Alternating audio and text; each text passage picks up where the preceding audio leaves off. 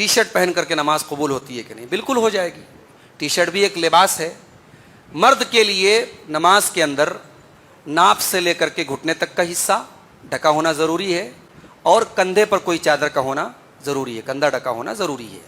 لیکن اب اس کا مطلب یہ نہیں کہ صاحب آپ بنیان پہن کے چلے آئے. نماز ایک ہوتا ہے کہ ہو جاتی ہے اور ایک یہ ہوتا ہے کہ نماز کی جو بہترین صورت ہے, اللہ تعالیٰ نے قرآن میں فرمایا کہ خذو یا بنی آدم خذو زینتکم عند کل مسجد, اے آدم کی اولاد مسجد میں نماز میں اپنی زینت کو اختیار کر لو. تو جو ہمارا ایک زینت والا لباس ہے, جو ایک یعنی کامن ڈریس ہے, وہ ہم استعمال کریں.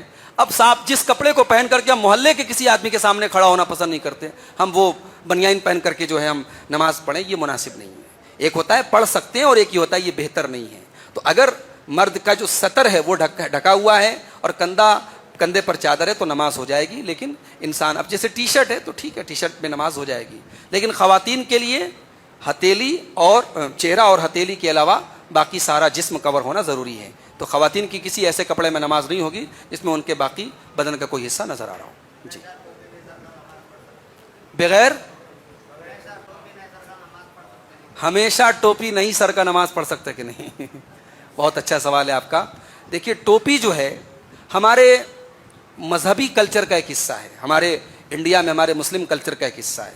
تو جیسے قرآن نے کہا کہ اپنی زینت کو اپنا لو, تو ہماری زینت میں ٹوپی بھی شامل ہے. اس لیے ٹوپی لگا لینا چاہیے, لیکن ٹوپی کو شرط سمجھنا, یا جیسے بعض جگہوں پر یہ سمجھتے ہیں کہ صاحب ٹوپی نہیں رہتی تو شیطان سر پر آ کے بیٹھ جاتا, یا کہیں ٹوپی نہیں ہے تو مسجد میں پرانی ڈسٹ میں بالکل اٹی ہوئی, گرد و غبار میں اٹی ہوئی کئی سال کی رکھی ہوئی ٹوپی وہ لوگ لگا لیتے ہیں, یا کچھ نہیں ملا تو رومال کو اوڑھ لیتے ہیں.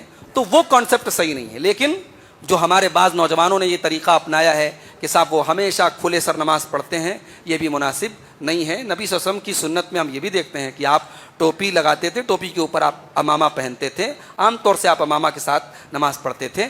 تو آپ ٹوپی کے ساتھ نماز پڑھیے. اور لیکن آپ مان لیجیے کہ نماز کے لیے گھر سے نکلے ٹوپی نہیں ہے تو کوئی مسئلہ نہیں, بغیر ٹوپی کے بھی نماز پڑھیے. شرط نہیں ہے, ٹوپی نماز کے لیے شرط نہیں ہے. لیکن ہمارا نوجوان جو فیشن کے لیے اپنے بالوں کو بنائے رکھنے کے لیے جو بغیر ٹوپی کے نماز پڑھنے کو ایک عادت بناتا ہے, یہ بھی مناسب نہیں ہے. جی, ہمارے مسلم کلچر کا ایک حصہ ہے اور ہماری زینت میں شامل ہے. تو جب نماز میں زینت اپنا کے جانا ہے تو ٹوپی لگا کے پڑھنا زیادہ بہتر ہے.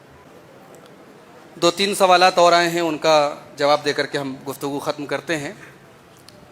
ایک سوال یہ آیا ہے کہ کھڑے ہو کر کے پیشاب کرنا کیسا ہے؟ نبی صلی اللہ علیہ وسلم عام طور سے بیٹھ کر کے استنجا کرتے تھے, لیکن کچھ ایسی حدیثیں بھی ہیں کہ جس میں آپ نے کسی ضرورت کے تحت کھڑے ہو کر کے بھی پیشاب کیا ہے. تو بھائی نے پوچھا تھا کہ جینس کی پینٹ وغیرہ کسی نے پہنی ہے تو کیا وہ کھڑے ہو کر کے کر سکتا ہے؟ دیکھیے جینس کی پینٹ یہ کھڑے ہو کر کے پہننے کے لیے وجہ نہیں ہے. اگر واقعی میں جہاں ہمیں پیشاب کرنا ہے وہاں بیٹھ کر کے کرنے میں گندگی کا یا شیٹوں کا اندیشہ ہے تو پھر آپ کھڑے ہو کر کے کر سکتے ہیں. کوشش یہی کریں, افضل یہی ہے, بہتر یہی ہے کہ بیٹھ کر کے کریں. اور جہاں بیٹھ کر کے کرنے میں کوئی پریشانی ہے یا انسان خود بیمار ہے یا کچھ اس کو بیٹھ کے کرنے میں تکلیف ہے تو وہ کھڑا ہو کر کے کرے. بہتر نہیں ہے کھڑے ہو کر کے کرنا, بہتر بیٹھ کر کے کرنا ہے. دوسرا سوال یہ آیا ہے کہ اگر کسی کے پاس 10 تولے سونا ہے اور 10 لاکھ کا قرض بھی ہے تو کیا اس کو اس سونا کی زکوٰۃ دینا ہے؟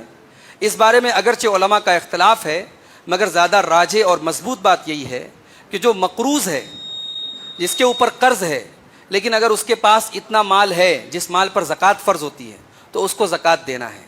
صرف مقروض ہونا یہ اس بات کے لیے کافی نہیں ہے کہ اس کو زکوٰۃ نہیں دینا ہے. نبی صلی اللہ علیہ وسلم زکوٰۃ وصولنے کے لیے جن لوگوں کو بھیجتے تھے, آپ نے کبھی حکم نہیں دیا کہ سامنے والے سے پہلے پوچھو کہ تم مقروض ہو کہ نہیں ہو. آپ نے پوچھا, آپ نے کہا کہ زکوٰۃ وصولو, ان کے غریبوں امیروں سے لی جائے گی, غریبوں کو دی جائے گی. اس لیے اگر کسی کے پاس قرض ہے تو صرف قرض ہونے کی بنیاد پر وہ زکوٰۃ ادا نہ کرے, ایسا مسئلہ نہیں. ہاں, وہ قرض کی ادائیگی کرے, اگر قرض کی ادائیگی کرنے کے بعد اس کے پاس پیسہ زکوٰۃ کے لائق نہیں بچتا ہے تو کوئی مسئلہ نہیں ہے. اب 10 تولے سونا ہے تو 10 تولے سونا کا 2.5%, 2.5% اس کو زکوٰۃ دینا ہے, اگرچہ وہ 10 لاکھ کا مقروض ہے, لیکن اس کو چاہیے کہ قرض کی بھی وہ ادائیگی کرے. اور اسی